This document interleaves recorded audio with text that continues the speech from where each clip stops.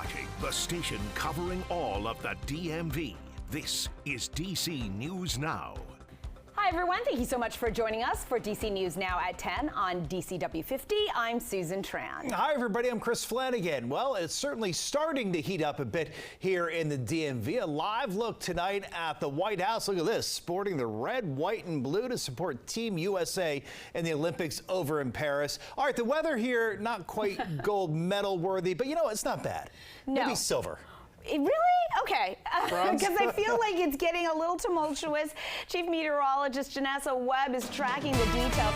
So not only is it going to be hot, it's going to be humid, and it's going to last for a couple of days. Yeah, I think we would get a medal. Not on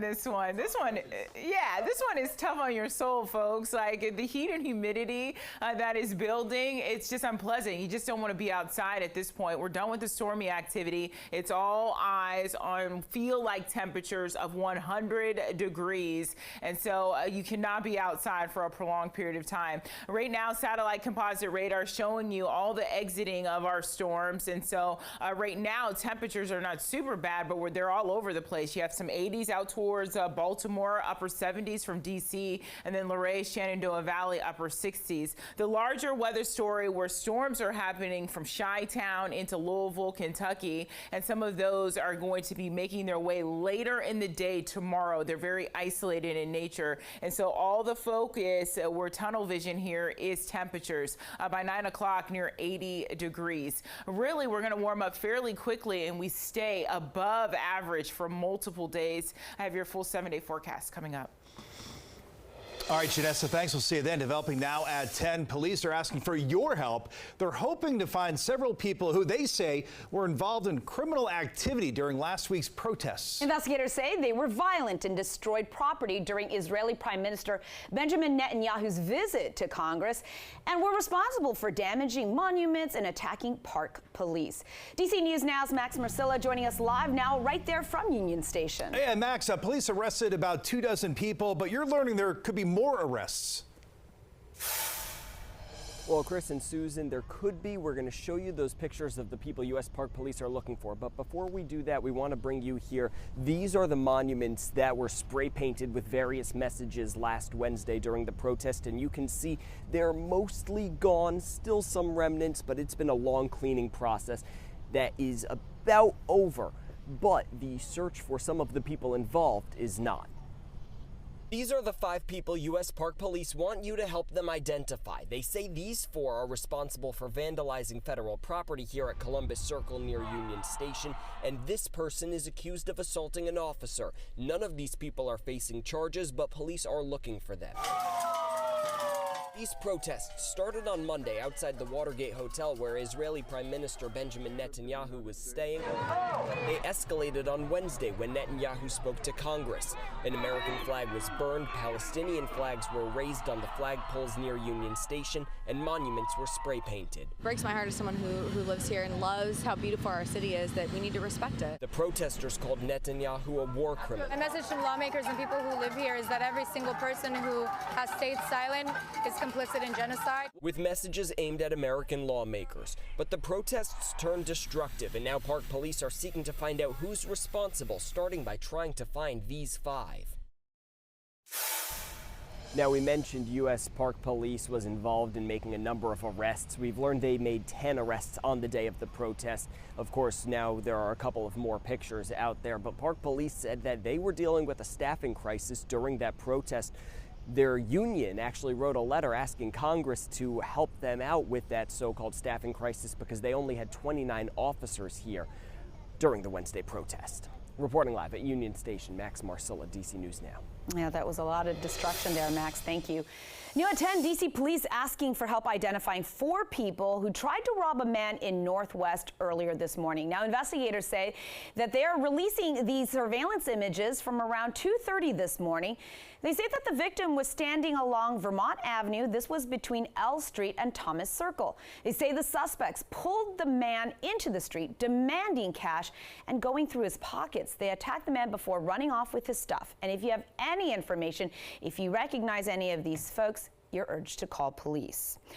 Also in the district, it's been a week since 3 women were shot on a street right there in Southeast. The Neighborhood Association says they have had enough with the violence, and they're saying that it's a liquor store that is the focus of these problems. DC News Now's Daniel Hamburg has more on how they're addressing what they're calling a hotbed for crime. Stop the killer and shut them down. The Nelson Place Block Association, along with several other groups, are fed up with the violence in their neighborhood. We're tired of death. We're tired of destruction. We're tired of bullets in our bodies. Last year, a man was shot and killed here.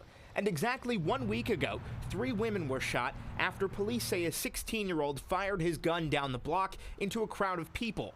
That boy arrested just 2 days later. When you have a 16-year-old to gun down 3 girls, that makes it sound like we need to do better with our playgrounds, our recreation center, our schools. A lot of the group's concerns on this corner liquor store. You can see O'Connor's did put up a notice just today saying they would be closed only Tuesday out of respect for the 3 women who were shot.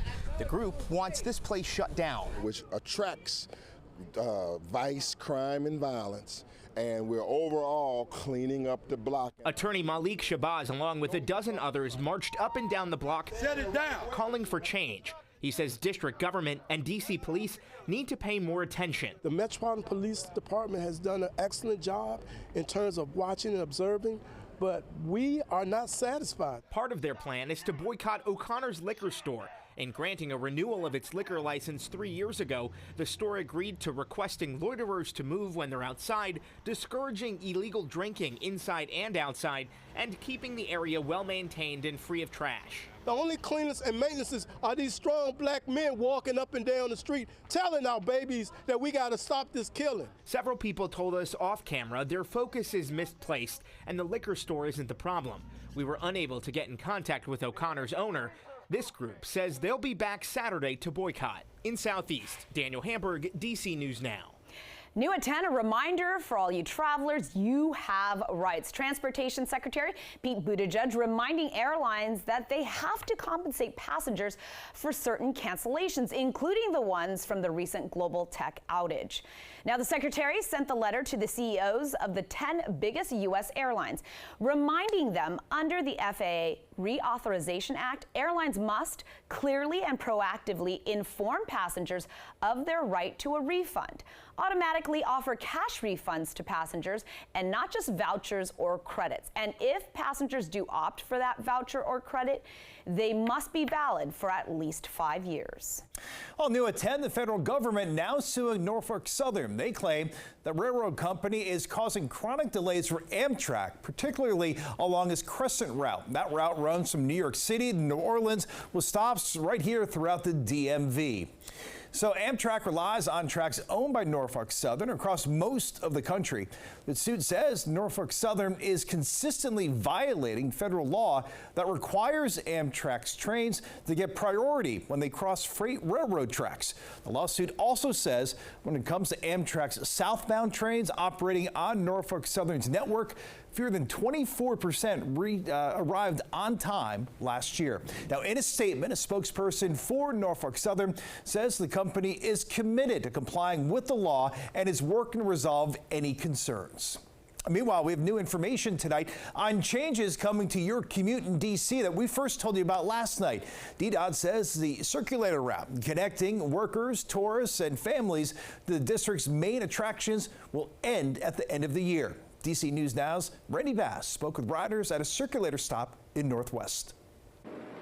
Yes, DC circulator commuters knew those bus routes could be on the chopping block after budget negotiations between the mayor and council earlier this year removed funding from the budget for the circulator bus. But now that plans to cut off the circulator completely are official, people are making new plans to get around town. After 18 years on the road, DC's $1 circulator bus routes won't run much longer. I think it's upsetting. It's a really good service to have. DDOT phasing out service starting in October with service completely cut off after December 31st. Commuters we talked to disappointed to lose those additional bus routes. So it's nice that like they had a circulator, you know, there's a buffer for Georgetown especially. It usually fills in the blanks where there's no options, which is nice. Areas like Georgetown, Glover Park, and parts of the National Mall lacking other transit options. I was like, oh my God, we need the circulator. We need it to ride on. A lot of people take the circulator to work. The circulator, only $1 a ride, cheaper than other alternatives like Metro bus routes. Those prices now up to $2.25. And as for those behind the wheel, ATU Local 689 represents circulator drivers, saying the union only got a few hours' notice about the swift shutdown timeline, saying in a statement, the union is deeply disappointed by how the process has played out so far. Local 689 has been consistent in our calls to bring over circulator workers and integrate soon-to-be defunct routes into the Metro bus network. It's not clear if circulator workers and drivers will be able to get jobs with WMATA or other local transit agencies as circulator service shuts down this winter. In Northwest, I'm Randy Bass, DC News Now.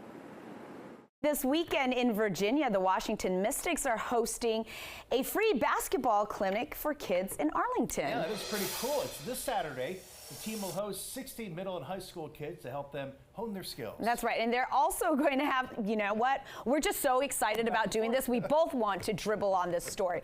There will be some games and prizes as well as snacks and a DJ, and everyone will have an opportunity to have some pictures taken with the players. And it's going to be happening at the Arlington Community Center. Yeah, so registration is limited, so you can find a link on our website, dcnewsnow.com. Should be